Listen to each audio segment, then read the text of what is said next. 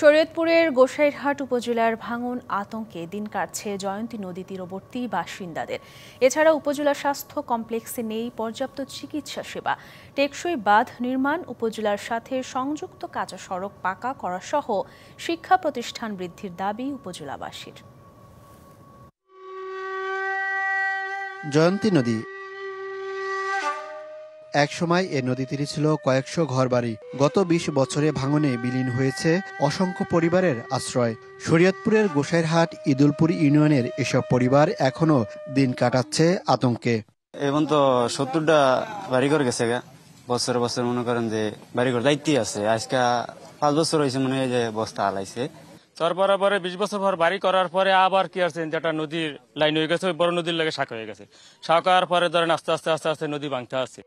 সংকট সমাধানে পানি উন্নয়ন বোর্ড সহ সংশ্লিষ্টদের কাছে টেকসই বাঁধ নির্মাণের দাবি নদী তীরবর্তী বাসিন্দাদের।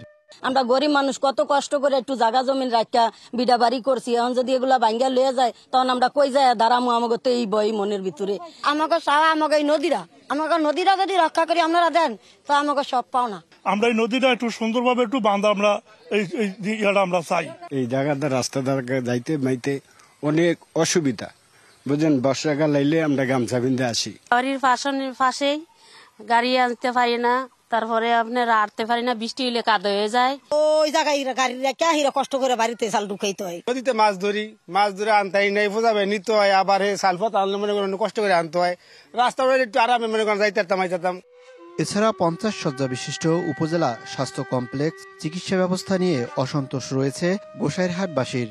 আমাদের উপজেলা লেভেলে হসপিটাল আছে, চিকিৎসার মান আছে, কিন্তু চিকিৎসক না থাকার কারণে আমরা পরিপূর্ণ চিকিৎসক কোনো রকম প্রেসক্রিপশন ধরাই যায়, সেই ক্ষেত্রে ঔষধ তো নাই, কোনো টেস্টও সেখানে করা যায় না। নদী ভাঙন রোধ সহ এলাকার অন্যান্য সমস্যা সমাধানে কাজ চলমান আছে জানালেন উপজেলা নির্বাহী কর্মকর্তা। আমাদের এই উপজেলায় মেঘনা এবং জয়ন্তী নদী প্রবহমান, এবং জয়ন্তী নদীর এই ভাঙনের বিষয়ে আমরা বিগত পূর্ব থেকেই আমাদের জেলা উন্নয়ন সমন্বয় সভায় পানি উন্নয়ন বোর্ডের দৃষ্টি আকর্ষণ করে আমার এখান থেকে একাধিকবার চিঠিও গিয়েছে এবং মিটিংয়ে ওই বিষয়গুলো উপস্থাপন করা হয়েছে। ডক্টর পদায়ন করার পরে প্রেষণ নীতিমালার আওতায় তারা যদি উচ্চশিক্ষার জন্য কোথাও সুযোগ পান, তখন তারা উচ্চশিক্ষার জন্য কিন্তু চলে যান। আমাদের এখানে লোক সংকট, অর্থাৎ দক্ষ টেকনিশিয়ানের পদ শূন্য। এছাড়া উপজেলার মৃতপ্রায় নদীগুলো পুনরায় খননের দাবি স্থানীয়দের। Mohaiminul Khan Apu, DBC news, Shariatpur, Gosairhat.